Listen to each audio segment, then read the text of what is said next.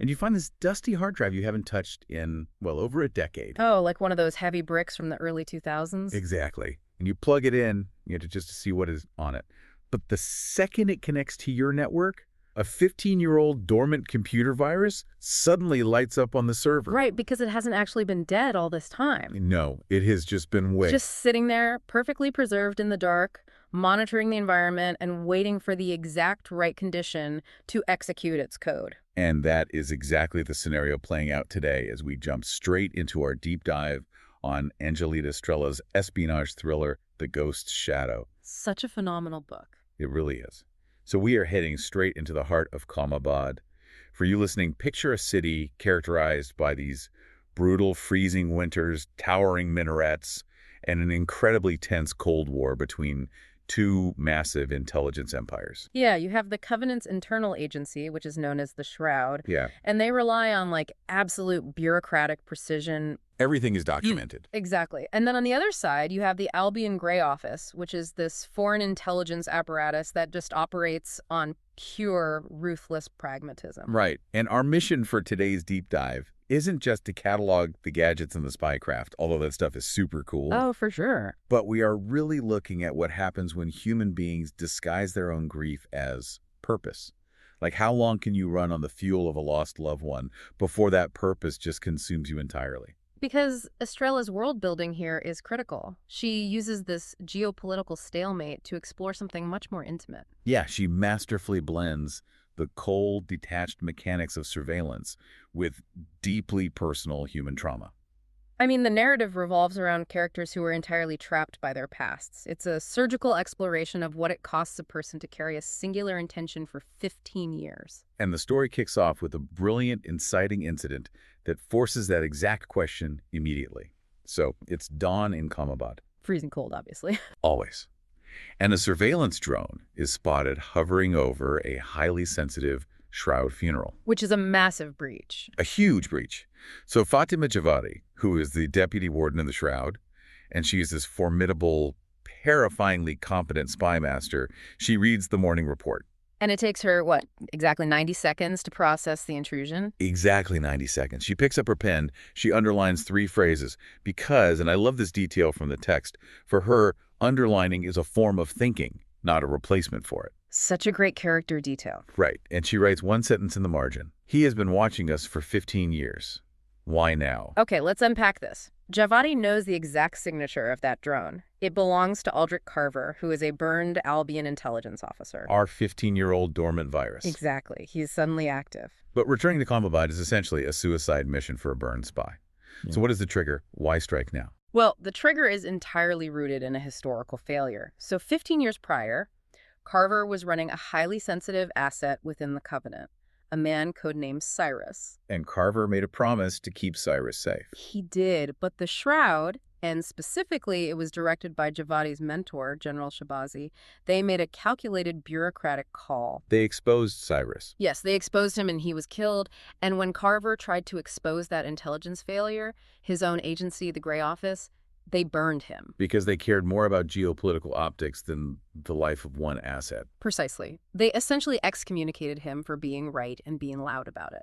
So Carver's return to Calmabad has absolutely nothing to do with shifting the balance of the Cold War. He isn't trying to steal state secrets or anything. Yeah, no, not at all. He is there to settle an intensely personal ledger. Right. And Javadi already knows his motive. She totally understands the psychology of a burned asset holding a grudge. What she needs to figure out is his method. Because to execute a vendetta against the head of a massive intelligence empire, I mean, sheer willpower isn't going to cut it. No, you need a mechanism. You need a weapon. And Carver's mechanism is this massive anomaly in his network. It's a mathematician named Nadia Saeed. Let's talk about Nadia, because she is the architect of Carver's operation. She built the weapon Carver is using, which is known as the Triad. But the Triad is not a conventional weapon. It is not a gun or a bomb. No, it's this unprecedented, highly theoretical surveillance system. And let's actually look at the mechanics of this, because this is where Estrella's universe blends cutting-edge technology with something that feels almost esoteric. Oh, absolutely. So the Triad tracks a person's soul mark.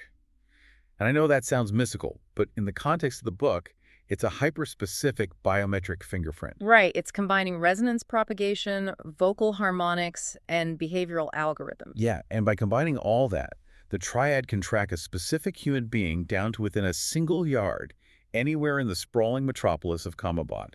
And the way it captures that data is just fascinating. Nadia utilizes something called a first-array crystal. Right, because in this universe, human bodies emit unique resonance frequencies. Based on their neurological rhythms and bone density, yeah. So the crystal acts as an ultra-sensitive receiver. It absorbs the ambient resonance of the city, and Nadia's algorithms just filter out all the noise. Isolating the specific microfrequency of their target. Exactly. It is literally converting human existence into trackable math. Which brings us to a frankly terrifying detail about the system's calibration. Nadia sets the triad so it achieves an accuracy rate of 99.97%. And what's fascinating here is that specific number is not a random mathematical achievement. No.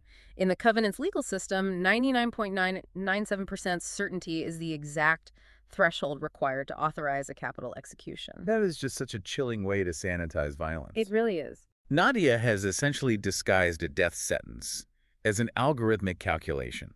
She found a way to mathematically justify murder, turning it into, like, a compliance issue rather than a moral one. Well, she tells herself she is just doing theoretical physics, right?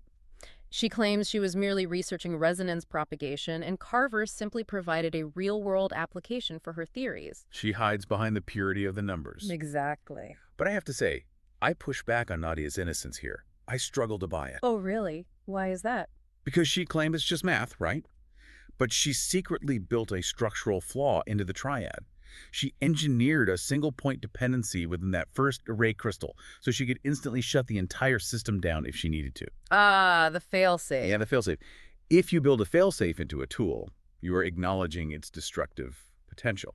You don't build an emergency kill switch for a harmless calculator. That is a very fair point. You've hit on the central tension of her character. She wants the intellectual glory of building the system without the moral culpability of what the system actually does. Exactly. And it makes you wonder, as a listener, how often we do this in our own lives or our own careers. Oh, for sure. We build a process, we write a piece of code, or design a corporate strategy, and we completely detach ourselves from the real-world consequences by claiming we're just focusing on the mechanics. We convince ourselves we're just solving a puzzle. But eventually, those abstract systems connect to the real world. They always do. And Nadia can hide behind the math to protect her conscience, but the person on the ground executing the mission doesn't have that luxury. No, they don't. Which is exactly why Carver needs someone already broken by the physical reality of the job. And that brings us to Tomas Rafferty.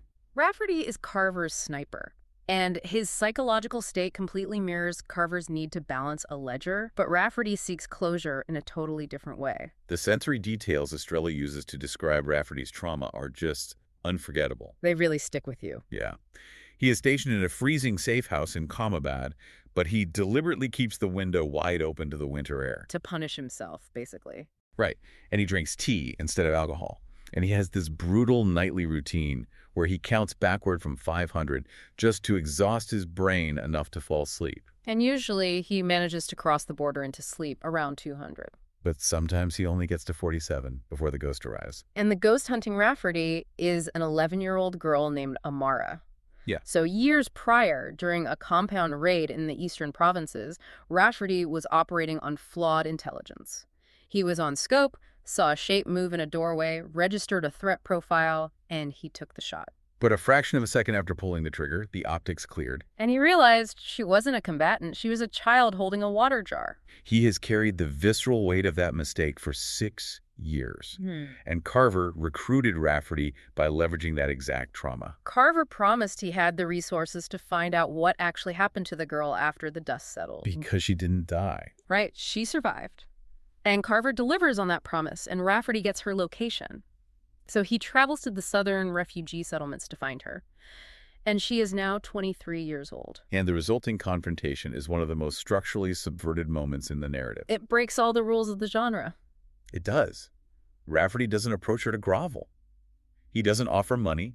He doesn't beg for her absolution. He goes because he believes she deserves the unvarnished truth about what happened from the man who actually pulled the trigger. He just lays out the operational failure plainly, without making a single excuse. If we connect this to the bigger picture, Amara's reaction shatters the usual tropes of these redemption arcs. Oh, look, she listens to his confession, she looks at him, and simply says, I don't forgive you. It's so powerful. Amara is making a profound statement about the nature of trauma and recovery here. She tells Rafferty that she has built a life despite him, not because of his belated guilt. She makes it very clear that forgiveness is a gift, and it is not owed to the person who caused the harm simply because they feel bad about it. The absence of her forgiveness isn't a punishment she is inflicting on Rafferty. No, it's just honesty. It's the truth. And the detail that brings this full circle is that Amara is now teaching mathematics to refugee children. Oh, I love that part. Me too. When she was 12, recovering in a crowded shelter from a gunshot wound, a volunteer taught her math to pass the time. So she took the absolute rubble that Rafferty left behind and she built an entirely new foundation out of it. And for Rafferty, the realization that he doesn't get to be the hero of her recovery is the entire point. Just seeing that she survived and built a life has to be enough for him. And it is. It allows him to finally close the window in his safe house. He finds a semblance of peace. But while Rafferty finds his twisted sort of peace in the South, Carver's grand operation in Calmabad completely unravels. Oh, it falls apart fast. Javadi proves exactly why she is the deputy warden of the Shroud. She discovers Nadia's triad system, reverse engineers the resonance tracking, and just weaponizes it right back at them. She ruthlessly dismantles Carver's network and captures him. But the interrogation that follows abandons every single expectation we have of the gritty spy genre. Yeah, you expect the cliche, right? A dark basement, harsh interrogators, physical leverage. A single light bulb swinging from the ceiling. Exactly. But instead, General Shabazi, the very man who made the bureaucratic call that killed Cyrus 15 years ago, he insists on meeting Carver face to face. And the setting is incredibly civilized. It's not a dungeon. They meet in a comfortable second-floor room. There's natural light streaming in, and they sit across from each other with 2 cups of tea. And Shabazi uses that environment to disarm Carver completely. Here is where it gets really interesting. Shabazi looks across the table and admits something astonishing to the man who has spent a decade and a half trying to kill him. He says his deepest fear isn't assassination. No. His deepest fear is becoming Carver. It's a devastating psychological blow. Carver has viewed himself as this righteous avenger, but it's like an airplane stuck in a holding pattern. Oh, that's a great analogy. Thanks. Carver's been burning immense amounts of fuel, enduring the turbulence of his own grief, telling himself he's flying somewhere important. But Shabazi forces him to realize he hasn't been traveling at all. He has just been circling the exact same airport for 15 years. Shabazi exposes the reality that Carver mistook his isolation for purpose. And that observation just shatters Carver's internal narrative. So he is sent back to a standard 12-by-9 cell, and for the first time in 15 years, he has a dream about Cyrus that isn't a nightmare. And the sensory details of the dream are so vital. Cyrus doesn't appear as a bloody ghost demanding vengeance. No, he appears as his old self. Wearing a familiar brown jacket, drinking his tea entirely too fast. And Cyrus looks at Carver and simply says, "Stop running." The dream breaks the psychological dam Carver built around himself. He wakes up and finally admits the one true thing he's been suppressing since the gray office burned him. He says out loud to the empty cell, "I want to go home." He finally wants to put the weight down. But the tragedy is that he has come to this realization while locked inside the Shroud's most impenetrable fortress. Right, he's trapped. For Carver to actually go home, the system itself has to be broken. And because of the Shroud's design, it can't be breached from the outside. It has to be unmade by the very person tasked with maintaining its perfection. Which brings us to the climax, resting entirely on the shoulders of Fatima Javadi. The atmosphere of this scene is incredibly tense. So tense. It is 3 a.m. Calmabad is freezing and dark. And Nadia, who has managed to negotiate this tenuous consultancy role with the Shroud to protect Carver, she decides she cannot be complicit anymore. So she accesses that mathematical backdoor. The failsafe she secretly built into the first array crystal. Exactly. And she plunges the entire holding facility's resonance monitors into darkness. It's a localized, targeted blackout. Carver is slipping out of his cell, and Javadi is sitting entirely alone at her desk, staring at her monitor as the tracking data goes black. And Javadi is the deputy warden. She knows precisely what a localized blackout means.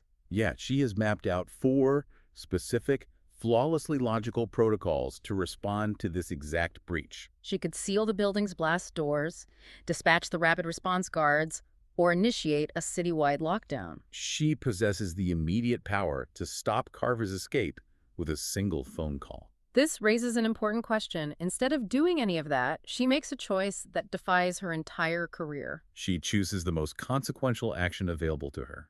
She does absolutely nothing. She stands by her window, watches the perimeter, and lets an enemy of the state walk out the door. Why? Why does the most ruthless, logically unshakable spy master in the Covenant deliberately let her system fail? Well, to understand that, we have to look at Javadi's own internal ledger. We learn that Javadi has her own ghost, and it's much older than Carver's. 24 years ago, when she was just a junior officer, she was deeply in love with a poet named Darius. And Darius was a man who asked inconvenient questions in a society that demanded absolute compliance. So the Shroud executed him for dissent. And the day after his execution, a terrified 23-year-old Javadi was forced to sign the bureaucratic document authorizing his death retroactively. She signed away the man she loved to prove her loyalty to the state. And to survive the crushing guilt of that signature, she built an impenetrable wall. She spent 3 decades being perfectly correct. She treated every single human interaction as a clean ledger transaction. Because, if she operated strictly by the rules, if she was perfectly logical, she wouldn't have to feel the horror of what she participated in. Logic became her armor, but witnessing Carver's trajectory breaks that logic. Because Carver actually comes to her office right before he slips out of the building. He knows she is the one letting him go. He tells her that his ultimate problem was that he had to stop running.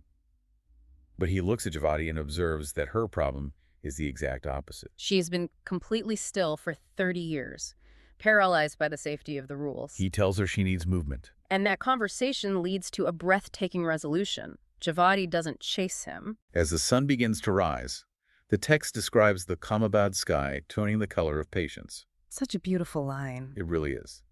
Javadi leaves her office, walks to her private quarters, and approaches a wooden chest in the corner of her room that she hasn't touched in 24 years. She sits on the floor, opens the lid, and pulls out Darius's faded poems. After 3 decades of relentless bureaucracy, she finally allows herself to read them.